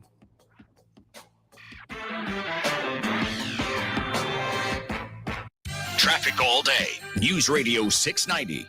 El Paso police responding to an injury accident northbound Global Reach at Montana Avenue. Congestion there. Avoid that and take Edgemere or Lee Trevino instead. Gateway Boulevard eastbound at Americas Avenue. An earlier accident blocking the right lane. In the lower valley, Alameda Avenue westbound before Horizon. There's a crash blocking the left lane. And an injury accident 6th Avenue and Stanton downtown. Carrie Edwards, El Paso traffic. This report is sponsored by Red Pilled America. If you're looking for storytelling that isn't saturated with wokeness, then Red Pilled America is the show for you. Great storytelling, zero wokeness. You're going to love it. Listen to Red Pilled America every week on the free iHeartRadio app. That's Red Pilled America. Hello? Mike, this is Norma Jean at Sergio Lewis Body Shop near the airport. Have you seen Sergio? I'm expecting him in a few minutes to cut a new commercial. I'm really worried about him, Mike. He really believes he's a poet. It's gone to his head. There's plenty of room up there. Anyways, his poetry isn't that bad. Will you please have him call the shop? Sure, Norma. That's Norma Jean. Mike, gotta go. Yee, she's feisty. Hey, Sergio, there you are. Hey, Mike, I have this great new poem. Check this out, man. Sometimes even our darkest moments are enlightening. Hey, what's so funny, man? Nothing, Sergio, really. By the way, Norma Jean called. Really? What did she want? Oh, she was just telling me what a big fan she is of your poetry, Sergio. Sergio Lewis Body Shop at 3800 Admiral near the airport, where it's the customer's choice, not the insurance company's, and there's a lifetime warranty on all collision repair. 593-0191. It can happen easily. A few drinks become a few too many. It's time to go, and you think of calling for a ride home. Nah, what's the worst that can happen? You get pulled over, you lose your license, you total your car, you kill someone, drive sober, or get pulled over. Paid for by NHTSA. For nearly 100 years, folks have trusted Blue Star medicated ointment to relieve the pain and itching of almost any skin irritation. It works on my son's dry itching feet and their jock itch. I had this rash on my neck. Nothing worked until Blue Star. Blue Star worked great on my ringworm without steroids. My wife and I have been using Blue Star for years. It's never let us down. Look for the white box with the Blue Star in the first aid section. Feel Blue Star work fast, or your money back. Do you think it's okay to drive stoned? The truth is your reaction times slow way down when you're high. You not only put yourself in danger, but everyone around you. Stop kidding yourself. If you've been using marijuana in any form, do not get behind the wheel. If you feel different, you drive different. Drive high, get a DUI. Paid for by NHTSA. Children who grow up in poverty are part of a destructive cycle. At Child Fund International, we find this unacceptable. In 25 countries, we are vigorously fighting poverty and improving the lives of children and their families. Learn more at childfund.org. News Radio 690 KTSM. Live from the KTSM AM 690 studios, it's Talk El Paso with Andrew J. Polk. To be a part of the show, call 915-544-KTSM or follow on Facebook at facebook.com/Talk El Paso. Now here's your host, Andrew J. Polk. Thank you all so very much for joining us here for Talk El Paso, airing live on News Radio 690 KTSM. I'm your host, Andrew J. Polk. Thank you for tuning in, however you may be doing so, be it on air, online, live streaming through the free and reliable iHeartRadio app, or over on the many social media pages. There's a lot of ways that you can tune in, find us, make your comments, etc. I mean, however you want to do it is probably a good way, but there's some more active ways. Of course, that phone line open right now, 915-544-5876, 544-KTSM. Also, of course, all the comments going on over on social media. A lot of people chiming in there, such as Daddy Butler Torres responding to the last caller there. They are all corrupt, every one of them here. And considerations of censorship and a, let's just say, creative pronunciation. of the founder of Facebook there that I don't think I can put up there. But RJ still taking issue with that whole the concept of separation in church and state here. Ion Grimm saying that the founders didn't want a government-established religion/church here. Very much agree with that. But RJ saying the statement is a contradiction. No official religion shall be established, yet free exercise shall not be infringed. Saying and asking which is it. I mean, I guess maybe if we're missing a point here, but essentially the answer is both at the same time. That's why, again, it's usually put as the concept of, separation, because essentially the government should have nothing to do with religion, as much as the amendments and the Constitution itself is supposed to be a check on government and a continuation of the guarantee of rights for individuals. Again, Congress shall make no law respecting an establishment of religion, in more plain speak, not a lawyer, but I've done a lot of study of the Constitution, essentially meaning that they're not supposed to have any laws basically doing anything to do when it comes to religion, or, again, respecting it, in the more common phrase, might think you like if they like it or not, but essentially anything to do with it, or prohibiting the free exercise thereof. It's essentially, if you want to be a little bit more, again, common modern phrase of it, completely hands off. Religion does its own thing, and government has nothing to do with it. Again, the idea of preventing there from being a state religion, among other things, but I mean, there's a lot to get into there, and I think very core to the American experiment as a part of it here, because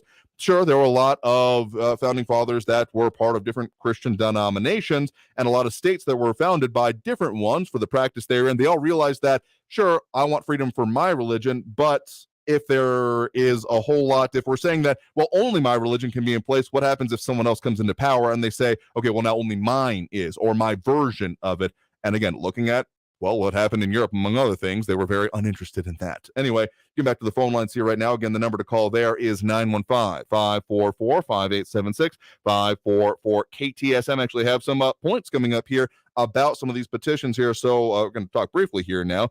We do have James on the line here with us right now. James, thanks for joining us. Hey, Andrew. Thanks for squeezing me in here. Absolutely happy to do so. I wanted to just get out important information about what listeners can do to personally get involved in this effort to demand a vote on a 22% property tax increase to the hospital district. We think that that's absurd, that they want to pass yet another certificate of obligation bond. We have more certificate of obligation bond debt than all the other major cities in Texas combined. So, it's important to pay attention to what's happening in national politics and state politics, but we should never forget, what's within our ability to control, and that local government is the closest, lowest hanging fruit to that.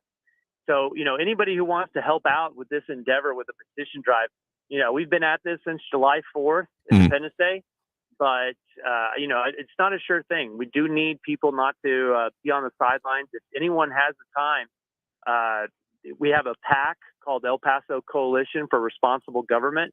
It's a bipartisan effort. The El Paso Republican Liberty Caucus is all on board with it as well. But if you want to get involved, whether you're a Democrat or Republican, we don't care. You can download the petition by going to elpasopetition.com. You can download it, see if you can sign it, or get 9 of your friends to sign it. Mail as many completed sheets as you can to this P.O. box that we have listed at the bottom of the petition by August 25th. But even if you miss the deadline, you can still mail it in, or you can call a phone number. The P.O. box is P.O. Box 973-258, El Paso, Texas, 79997. And that can be found if you go to you go to El Paso RLC on Facebook, you'll see that P.O. box listed. Or if you have questions, you can call 915-449-9899. Again, that's 915-449-9899. People can gather as many as they want, mail them in, or we'll pick them up. And if anybody would like to get paid to do it, we're hiring. If you can do 10 hours or 15 hours a week, if you can do 40 hours a week, we'll hire you. Pay $15 an hour. With bonuses. Eventually we'll be getting into signature verification, but hope that's enough useful information for listeners to know how they can all get involved, either as a volunteer, which we're very grateful for, or if they want to get more involved, part-time, full-time. that's what they can do. Absolutely. So thanks for some of the details there. Again, we got that. Again, ElPasoPetition.com is where I've been going for most of the details on this when people have been asking me. So again, some of the petition itself here and some of the things on there. So tell you what, James, stay on the line there because I know we want to talk further about this here, but we're going to move on for another call right there. So stay on the line, but thanks for the point in the call. Do appreciate it. No problem. All right, we've got time for at least one more call. Again, if you want to call on that number to do so, 915-544-5876, 915-544-KTSM. We do have Raul Northeast on the line here with us right now. Raul, thanks for joining us. Hey, Andrew. Well, the founding fathers didn't want a theocracy, and neither do most Americans. And Trump or Barbara, you're right. Obama is the real president. He's running the show behind the scenes. And I'll remind you, Twitter and Facebook are private companies, just like newspapers and television and radio broadcasters. And traitorous moron Trump sucked as a president. Now, it's a better topic. I'm loving our weather right now. The Franklins are especially beautiful right now. And when they get a little rain, the foothills just bloom and green. And in fact, I was hiking in them yesterday. The El Paso Water Utilities built a moat behind our home after the first two homes on our block at the corner to our south were flooded in those 100-year storms of 2016. So at the same time, there are illegal water wars going on, including over falling lake levels, like at Elephant Butte and Lake Mead. Elephant Butte is at 13% of capacity. And Lake Mead's water levels have dropped to historic lows. I didn't know they were the nation's largest reservoir, and they're about 150 feet away from what they call dead pool. And that's when the reservoir is so low that the water can't flow downstream from the dam. And there's 7 states that depend on its water, including Colorado, New Mexico, Nevada, Arizona, California. And this has been caused by persistent drought conditions over the last 2 decades, exacerbated by climate change and increased water demands across the southwestern United States. That's what they say have contributed to Lake Mead's depletion. And geologists named the geologic era that we're living in the Anthropocene. And it's named that by geologists because we're living in a time period during which human activity has been the dominant influence on climate and the environment. And some geologists argue that this Anthropocene began with the Industrial Revolution. Now, the other geologic eras or epochs have been based on the past 5 mass extinctions, the last one being the Cretaceous period, 66 million years ago, which has wiped out the dinosaurs and also 75% of the species that lived on the Earth at the time.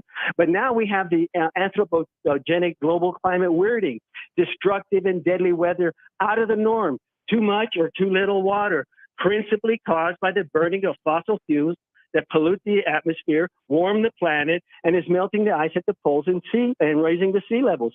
So we're experiencing record high temperatures, bigger floods and wildfires from breaking the normal cycle of Mother Nature, all for the profits of the energy plutocrats who hook the world to their poisonous product that harms the environment and people, just like tobacco and alcohol plutocrats. The energy plutocrats were successful in passing on the externalities, the hidden costs of fossil fuels, which aren't represented in their market price. And this is despite serious impacts on our health and our environment. The laws from the best politicians that plutocrats can buy, the energy plutocrats pass those costs, those externalities, like pollution and land degradation, the cost of asthma and cancer, or the impacts of rising sea levels. The energy plutocrats pass those costs on to the public and the government. People are going to have to move to higher ground. Some property companies aren't insuring homes in those areas now, and more may follow in the future. And if they do insure you, they'll charge you an arm and a leg, a whole lot more money. This is what inadequately regulated capitalism leads to: death, destruction, pollution, poison environment. It's so sad. It's so tragic. I'm glad I didn't have any kids. I mean, of course, entitled to your opinion on that. Let me say, this is one of those areas where I feel balance is definitely most necessary. I don't think it would be any secret to most people that there are definitely some businesses out there that tend to thrive on preying on people. Some certain industries that come to mind here, whether it be in financial sector, whether it be in the environmental impact sector. The fact that we had certain laws passed, such as, even though the EPA has had its own bit of issues lately, the fact that there were certain things and things generally by most standards I've looked at cleaned up since, some of those passages here, Clean Air Act, etc. But there is, again, a balance that needs to be struck when it comes to it, because if it's not balanced and in the middle, where there is both legitimate company interest and, pursuit of the, free market system that we have, that is not being done, it's being prevented, then it's swung too far in the other direction. I think there's more than a bit of debate that can be had about how far things have moved in one way or the other. Because sure, if things are completely unregulated and people are the whole tragedy of the commons idea that with no one is keeping an eye on common resources, it's in, well, people's interest, literally, to use them all up and then they will no longer exist. We don't exactly want that, but if it goes the other way where you're not allowed to use any of it because, well, it might impact the use of it into the long term, that goes too far in the other direction. So that's why balance is key, and I think, again, more than a little bit of an argument to be had that it has gotten unbalanced and swung one way or the other. It's not even necessarily a one swath of across all industries. It varies greatly by industry. Tobacco and alcohol to an extent, tobacco more than anything, is definitely, I don't think anyone would argue, and the people I've talked to in the industry or even just on the retail side of it have argued, that is one of the most regulated industries, period. And yeah, there's a lot to be said there. I'm not saying I'm totally in favor of deregulating tobacco and such products here, but if it starts applying to other industries, it starts becoming an issue there. So glad you've been enjoying the weather, even if I got reason to disagree with you on some of those other finer points there. We got to take that next break right now. Then Ted Kors bring up another good point about rare earth minerals and things like that. We'll get to those comments and a whole lot more. So thank you for the point in the call. Do appreciate it. But we got to take that next break. If you want to get on the line, that number to do so is 915-544-5876, 915-544-KTSM. Back after this break with more Talk El Paso, more comments, calls, all that good stuff. So stay tuned after this break with more Talk El Paso. Don't go anywhere.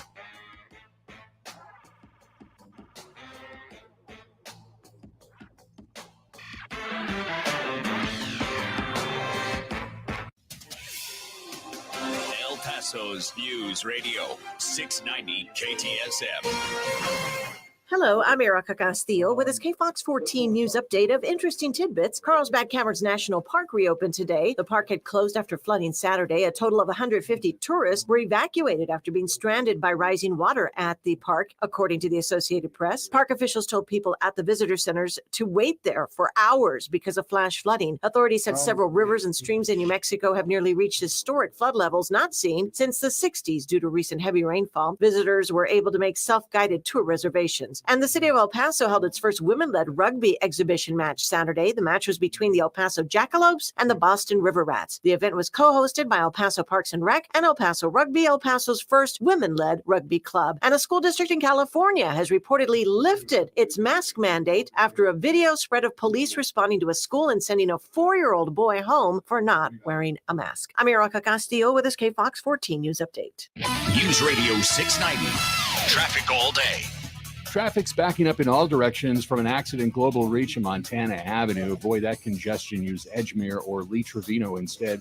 Gateway Boulevard eastbound at Americas Avenue. Right lane blocked from an accident there. Disabled vehicles blocking the right lane on Border Highway westbound at Padres. And an injury accident south of the 10 on Chelsea at Frutas Avenue. Carrie Edwards, El Paso traffic. From the Forewarn Weather Center, I'm CBS 4 meteorologist Kira Miner. We'll start the week off under mostly cloudy skies with a bit more sunshine as we go through the day, with scattered showers and storms containing brief heavy rain. Expect warm and humid conditions this afternoon as temperatures return to the middle 80s. For a full look at your forecast, head on over to our website at cbs4local.com. This report is sponsored by the Our American Stories podcast. If I told you Pepsi promised their customers a fighter jet, you probably wouldn't believe me. But one man did and sued when he didn't get it. Be sure to listen to this week's edition of Our American Stories on the iHeartRadio app, on Apple Podcasts, or wherever you get your podcasts. Attend the Las Cruces Gun Show this weekend, August 27th and 28th at Las Cruces Convention Center, 680 East University Avenue, Las Cruces. See dealers selling the finest in modern guns, antique guns, custom knives, ammo, scopes, reloading supplies, and much more. Buy, sell, and trade at the Las Cruces Gun Show this weekend, August 27th and 28th at Las Cruces Convention Center, 680 East University Avenue, Las Cruces, New Mexico. Get $2 off admission. Go to azgunradio.com. Parking is free. For the local issues and discussion you won't get anywhere else, turn to Talk El Paso, weekdays at 4 right here on News Radio 690 KTSM, brought to you in part by the El Paso Community Foundation. Sound off on what matters to you, Monday through Friday, 4 to 6 p.m., and let's talk El Paso. iHeartRadio Earth is here with a new way to enjoy our beautiful planet. Summer's rising temperatures often coincide with rising outdoor water use. Save water and money in the yard this year by sweeping driveways, sidewalks, and steps rather than hosing them off. Don't forget to check for leaks at your spigot connection and tighten as necessary. Brought to you by iHeartRadio Earth and the National Environmental Education Foundation. To find more tips for smarter, sustainable living or to take action in your own community, go to iHeartRadio.com/Earth. Staples has everything you need for school at prices that won't hold you back. Right now, 1-inch binders are only $1.99 each. Plus, select backpacks are 50% off, in-store only. Offer ends 8/27. Limit 30 on binders. Don't send your kids back to school. Send them forward at Staples. This report is sponsored by Staples Stores. City streets or small towns, everyone deserves a clean, green community. We are Keep America Beautiful, the nonprofit working to end littering, improve recycling, and beautify communities. Let's do beautiful things. Visit KAB.org. News Radio 690 KTSM El Paso. Live from the KTSM AM 690 studios, it's Talk El Paso with Andrew J. Polk. To be a part of the show, call 915-544-KTSM or follow on Facebook at facebook.com/Talk El Paso. Now here's your host, Andrew J. Polk.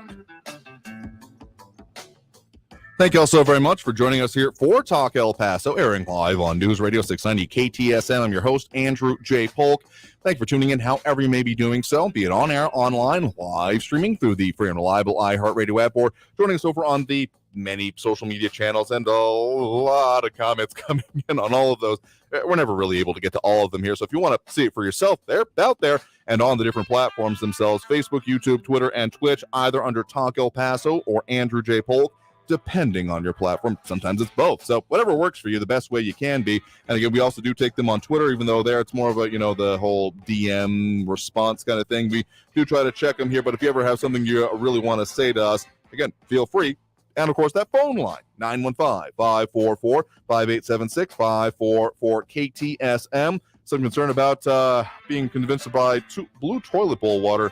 I guess I never really got that as a concept, but I think they're talking about being used in the ingredient here somewhere, as we have our RJ, Kathy Codery, Louis Pinato, Ion Grimm, Ted Kors, and more coming in here. Ted and EFR, a lot of comments. Those dropping the likes and reacts, we do appreciate. Ion Grimm, Ted Kors, Ida Beza Gardner, Flaco Jimenez, Eric Von Holstein Rathlow, Steve Ivey, Monaco Cervantes, and Robbie Flores. I mentioned Ted Kors' comment, don't want to shift him on that. Why do we never talk about where the rare earth minerals are mined and the damage done to the environment by them?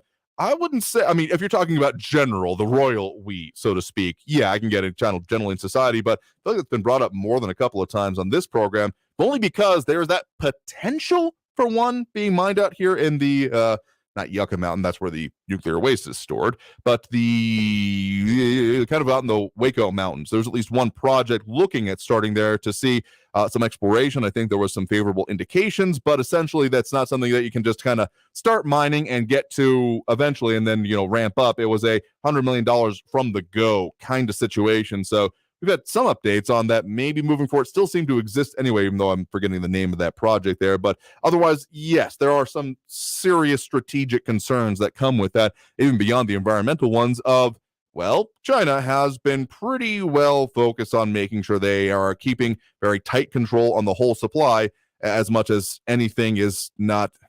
Referring to any company in China as only loosely affiliated with the ruling party would be a mistake. Let's just put it that way.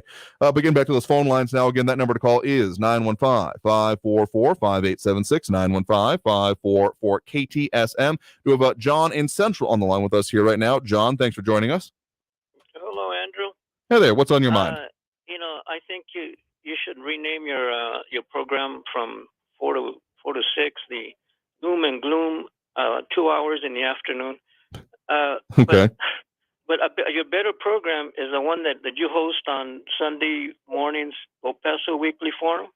Oh, okay. I catch that one too. You have more positive, informative segments in that one. I did catch the one this past Sunday. Mm-hmm. the one about the mural that's going up in downtown El Paso? Yes, and I think it's been more or less completed now. So, yeah, that one was kind of retrospective of what was coming as of that last weekend, though. So, continuing on there, we, of course, talked about that on this program as well. So, there's a little bit of cross applications, but otherwise, they do different things. One is about things going on, a lot more short form, even though it's a half hour. But let's just say we really dig into the issues on this one for sure. You know, I'm on the website right now, the one that's I think it's called the greenhopeproject.org. Yes. Yeah, and I did go yesterday afternoon. I went downtown and looked at that mural. It's coming out pretty good. I think it's gonna be a good addition to the downtown. I guess art thing, whatever you call it over there. Just a little bit of information. Sure. I think the lady who you interviewed, Candace Prince. Yes. I think I looked on the website. She's a teacher at El Dorado, or art teacher. I think she's an art teacher. I think she said within the Isleta district, if I'm not mistaken, in general there. But yeah, that could be the school she's at. Yeah, I'm looking at the website. It is El Dorado. Her students are the ones who brought the artist. I think he's from Portugal. He goes by the name of Bordalo II, I think. Correct. Yep. Bordalo II was here. They posted a lot of updates over this weekend about the progression of the project and how it's gone forth. If no one knows what we're talking about, this is an interview we did feature also on this program last week when it was that that artist coming in and putting that. I don't know the exact side of it. It's if people think about the Chase building, it's not or former Chase building, I should say. It's not the tallest part of it, but right next to where you go into the parking garage, that whole panel, so it's dozens of feet tall easily, is now in place and people can see it. And it's been blowing up more on social media as people have gone by and taken pictures over the weekend. Yeah, one other question. Does that mural already have a name? I think I caught something. It's going to be called the Mountain Lion mural. It's going to be a picture of a mountain lion. It definitely is. That's the image intended there. It is a mountain lion. I know that the series in general is called Big Trash Animals. So I guess I'm not sure if there is a specific name for that one just yet.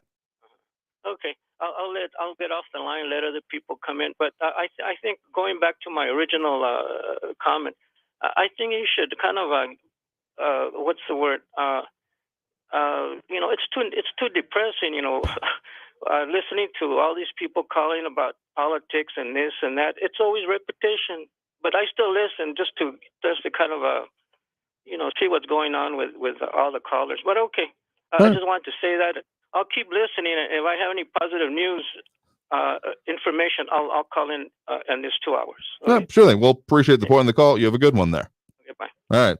I mean, I know that I tried not to focus too much on the doom and gloom, but the way I look at it is just kind of philosophically speaking, we have a lot of serious issues that we need to debate and discuss. And those, I mean, look at any set of like Yelp reviews. No, I'm not accusing y'all of being Yelp reviewers or the same mentality, but if you look at that and you see certain patterns of essentially humanity, the people that are ticked off tend to be the ones most focused. And the same thing can be said for politics and frankly voting. People who are happy, content, no issues, things are going well for them, they tend not to really focus that much on some of the other issues. So it might just be a fluke of it. It might be just the way things are. But the simple fact of the matter is that those that have an axe to grind are those the ones that tend to be more motivated. And you can again see that within politics itself, because those that have reasons to be upset tend to be the ones that go out to the polls to run for it. When's the last time you heard a candidate say everything's great, that's why I'm running for office? Like, no, it's always we need to kick the bums out, we need to change this, they're doing awful things. Those are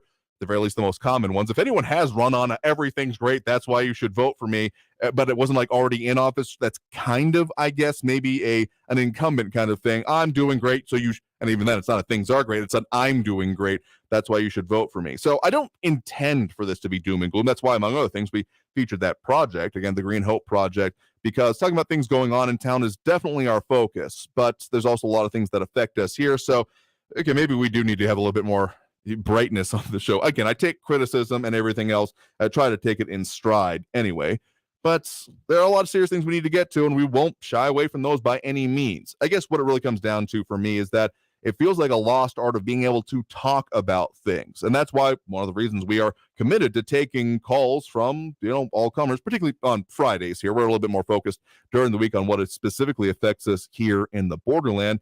But just being able to have that open conversation and not this kind of siloed social media thing, I am not sure how history is going to regard social media or that movement that it has caused in our society. As much as there's that whole back and forth, and it was brought up whether, private companies, sure, they are doing private things. But when we start talking about that, the collaboration, even if not totally done out in the public mind and openness of what is actually being done, because sure, private companies, but show me a period in time when a private company had more control over perception of reality, which often becomes reality of so many people. And the only thing that comes even anywhere near close to mind was essentially, you got to go back to like the East Indies Company, which was effectively a government entity in its own right, less than a company itself here. And sure, it had a lot of commerce that came out of it, but not exactly kindly regarded in a lot of aspects in history, more of the kind of despotic things here. Eric von Holstein-Rathlow saying on some of that point there, the reasons politicians ever fix things is because it would take away the things they campaign on. Yeah, that's why there's been some conversation coming up to November, haven't gotten to it much recently, of the whole dog that caught the car kind of syndrome. What happens now with some of these big national issues that we've seen a lot of movement on, but in many ways the fight does continue here. And some other commentary on Ion Grimm on too much repetition. Again, we will continue to take on these subjects because I'm committed, and maybe I'm weird that way, to delving into the controversy. I don't mind.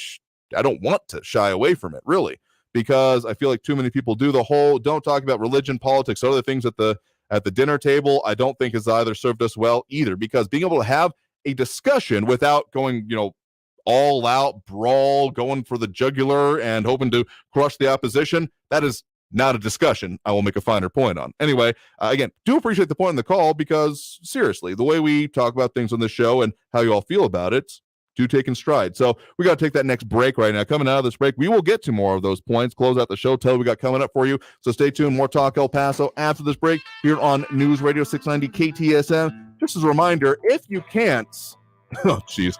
I got at least some of the worst comments we added to. If you want to, there's also ways to leave us messages after the show. We'll mention that coming back here right after this break with more Talk El Paso here on News Radio 690 KTSM. Stay tuned.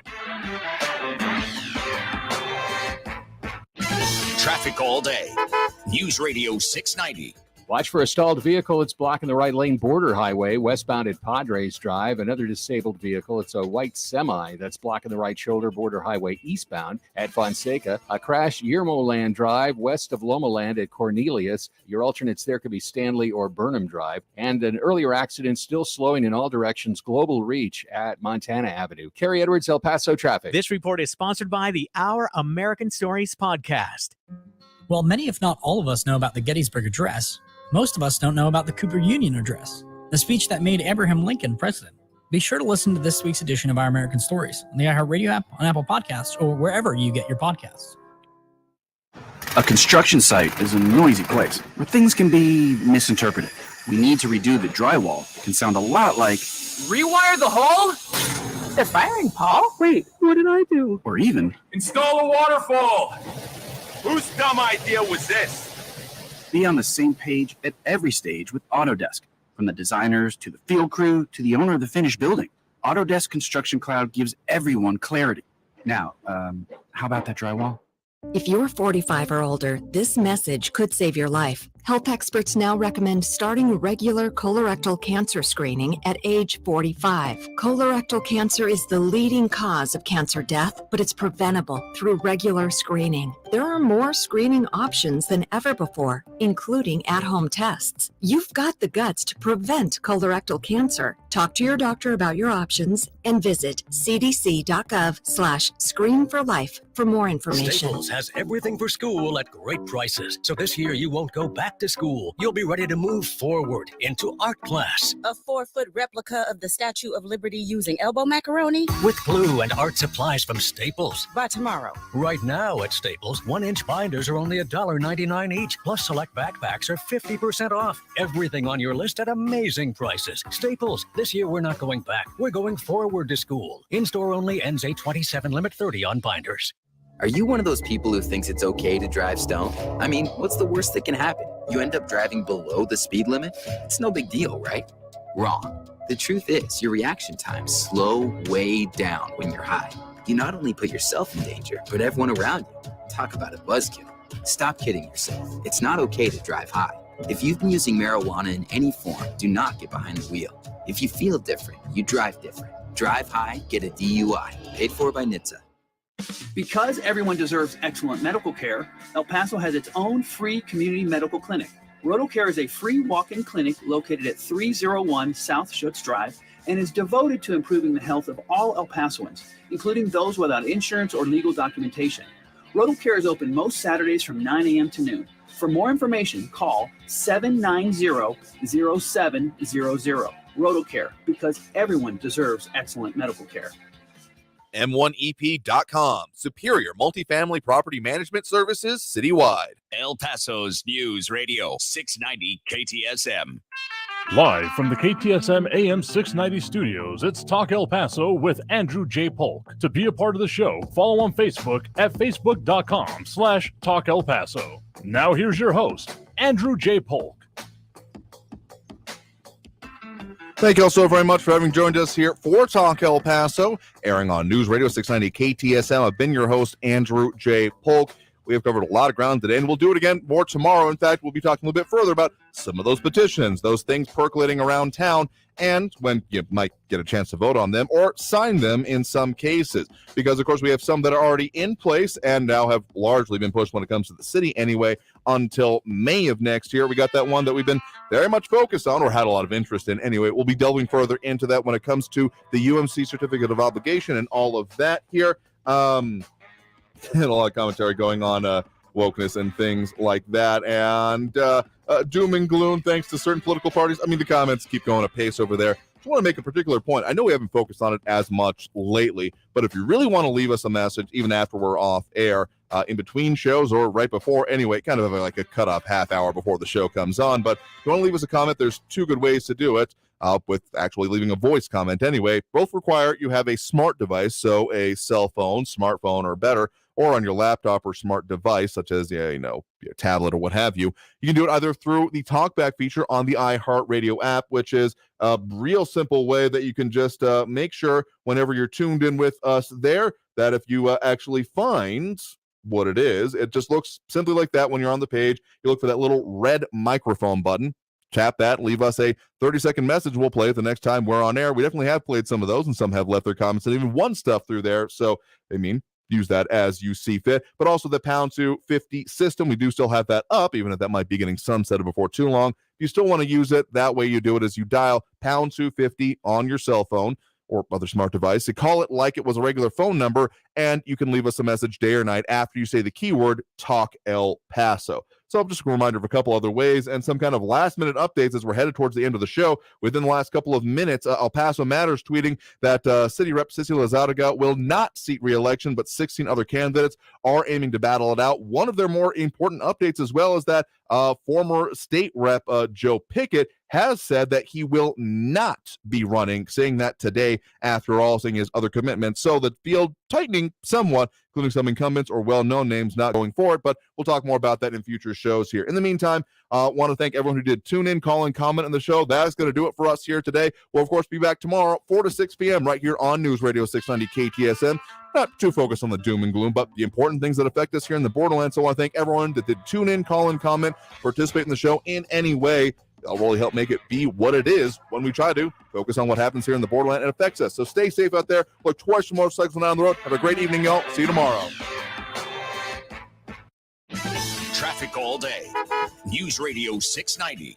Watch for a stalled vehicle. It's blocking the right lane border highway westbound at Padres Drive. Another disabled vehicle. It's a white semi that's blocking the right shoulder border highway eastbound at Fonseca. A crash Yermo Drive west of Loma Land at Cornelius. Your alternates there could be Stanley or Burnham Drive. And an earlier accident still slowing in all directions. Global Reach at Montana Avenue. Carrie Edwards, El Paso traffic. Hey, El Paso, Ivan Ochoa, General Manager of Sunland Park Chrysler Dodge Jeep Ram Fiat. Once again, we were El Paso's #1 dealer in new Chrysler Dodge Jeep and Ram sales in July. Thank you, El Paso and surrounding areas. How did you do that again? We have the best inventory and the best prices in town with exceptional trade-in values. You heard the boss. Get big savings on every new and certified pre-owned vehicle in our huge inventory. Save thousands in interest with 0% APR for 72 months on new 2022 Dodge Chargers and Challengers. Plus, huge savings and super low 2.9% APR for 72 months on 2022 Ram trucks. All military personnel and all first responders receive an additional discount. Thank you for your service.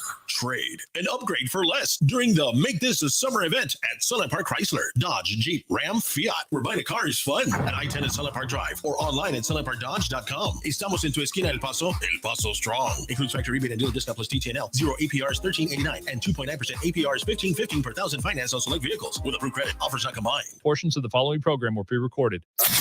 The most current and comprehensive. Just minutes away at the top and bottom of the hour.